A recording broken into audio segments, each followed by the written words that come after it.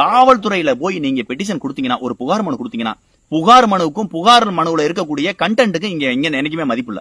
புகார் கொடுக்க வந்த நபர் யாரு, அவருடைய பின்புலம் என்ன, அவர் யாரு, அவருடைய பின்புலம் என்ன, அவர் ஒரு அரசியல்வாதியா அல்லது ஆளுங்கட்சியை சேர்ந்தவரா, அல்லது அந்த அரசியல்வாதியிலே ஆளுங்கட்சியா எதிர்கட்சியா, ஆளுங்கட்சி எதிர்கட்சியில இவர் பதவியில் இருக்காரா, அல்லது பதவியில் இருக்க நபருடைய நெருங்கிய உறவினரா, அல்லது ஒரு மிகப்பெரிய பதவியில் இருக்கவனுடைய ஒரு நண்பரா, இப்படி எல்லா வகையிலையும் ஆராய்ஞ்சுதான் அந்த பெட்டிஷனுக்கு நடவடிக்கை எடுப்பாங்களே தவிர, ஒரு பெட்டிஷன் போன உடனே ஒரு சாதாரண ஏலவாளர் நீங்க யார வேணாலும் இருக்க பிரியகுமார் ஒண்ணும் இல்ல சார்.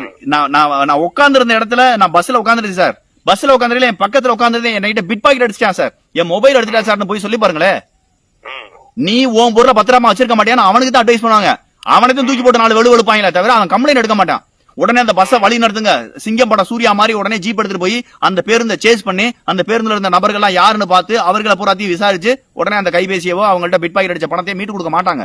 காவல்துறை எப்போதுமே புகார்தாரர் யாரு, புகார்தாருடைய வலிமை என்ன, புகார்தாருடைய பின்புலம் என்ன, அதை மட்டும்தான் பார்ப்பாங்களே தவிர ஒருபோதும் மக்களினுடைய குறைகளை தீர்ப்பதற்கு காவல்துறை கிடையாது. காவல்துறை என்பது ஏவல் துறை. இங்க பாருங்க, ஒன்னே ஒன்னு சொல்றேன் பிரியகுமார், ஒண்ணு மட்டும் சொல்றேன். காவல்துறை என்பது உங்கள் நண்பன் அல்ல, உங்கள் யமன். ஏழைகளின் யமன் தான் காவல்துறை.